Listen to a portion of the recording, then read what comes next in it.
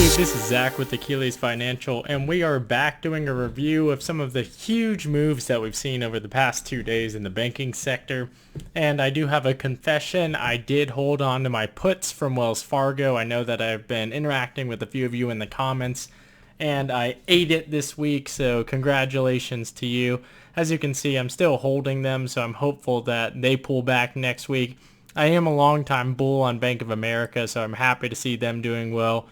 But just to show you the Wells Fargo and how I've been eating my words, they're up 15% over the past week, and the banking sector looks to be very strong.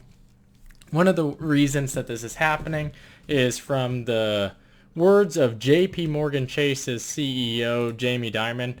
So what Jamie Dimon did is he had a session earlier this week where he was going over some of the banking results, and just in an interview he was talking about what he anticipates going forward.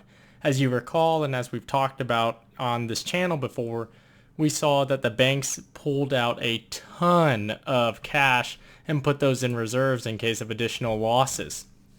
When they did that, what ended up occurring is that those banks were then saying, hey, we are not going to have this money go to the bottom line. The question is, are those losses going to occur? And if so, when?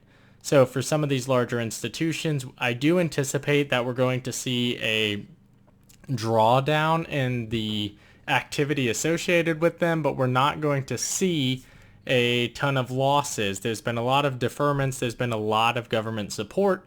So we are going to see a slowdown in the interest income in the banking sector. However, I don't anticipate that we're going to see the losses that we were expecting, as well as the banks are going to be able to shift some of that capital that they're now holding in reserve over to the income side if necessary.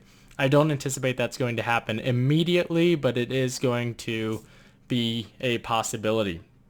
He also said the statement, the bank is a very valuable asset right now, or it's trading at a very attractive price at this point in time.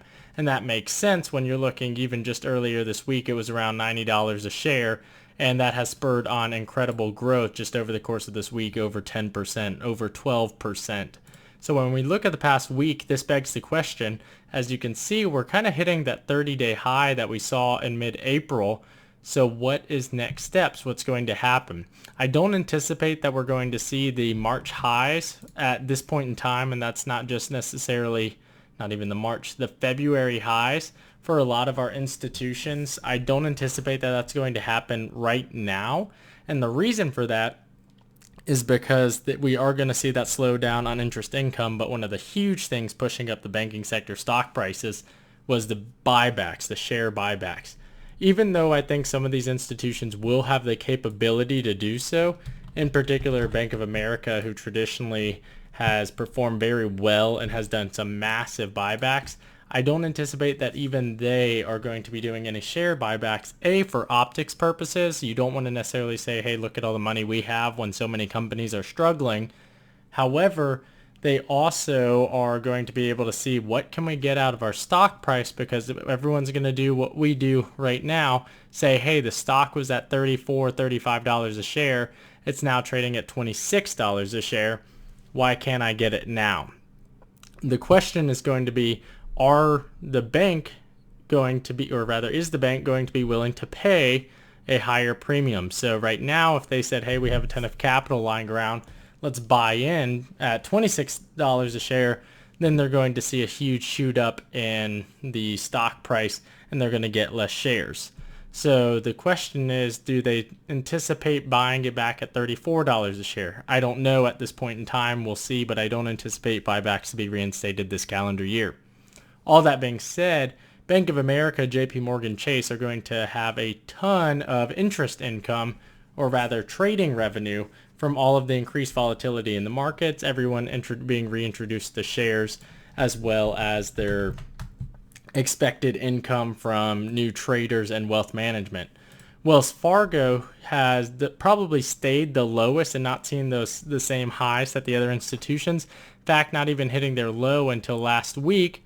That's why I've still got those puts. You can see that I'm still eating it right now, down nearly 60% on these. So yes, I get it. I was wrong on them for now. I'm interested to see how the banks continue to perform. They traditionally are not huge movers, but you can see that there's just been some huge spikes on some of these weeklies just over the course of the past 3 months. So it'll be interesting to see what happens on a go-forward basis. You can see that these options that I have, these put plays, are just going into the next 2 weeks. So let's see what happens there. I have lost quite a bit of money on them, as you can see by my 60% negative return. But we'll see what happens. As you can see, we saw a spike up, down, and yes, this was a huge 15% increase, but look at this coming over the course of the previous lows. So I do think that we're going to continue to see additional volatility within the banking industry. It's just a matter of whether or not we're going to see that move come back down, crashing, or if it's going to be slow and steady, kind of the stair step that we saw in April. Last but not least, I do want to highlight Citi, and they have a interesting position because they are going to benefit immensely from the consumer spending that we're anticipating seeing this increase with their credit card portfolios as people are going out and about and continuing to spend. So that does open them up to a wide range of charge-offs and loan defaults, credit card defaults, but we haven't seen that information at this point in time. So that'll be key to watch. Again, look at these spikes with their stock as well. They've shot up quite a bit over the course of the past week, nearly 16%. So it'll be interesting to see if there's a pullback there. I actually may even be looking at some of the put options for that info, but you can see that they're still pretty expensive. So are we going to see a drop from 176 down to, let's see, that break-even point? Yeah, we're seeing pretty big drops to get this to be able to benefit. That is pretty far out. But at this point in time, it's a high premium for stocks that traditionally are not volatile. So I don't know if I'm going to be making a play on there. I'm going to be holding my Wells Fargo stock. We'll see what happens. Let me know in the comments below if you are making a play here, what you're looking to do in the bank stocks, just because it is a lot of moves going on right now, and I want to see what you're going to be doing and what you think is going to happen here in the future. So let me know in the comments below, and if you found this video helpful, please leave a like and subscribe. Thanks everyone. Talk to you later. Bye.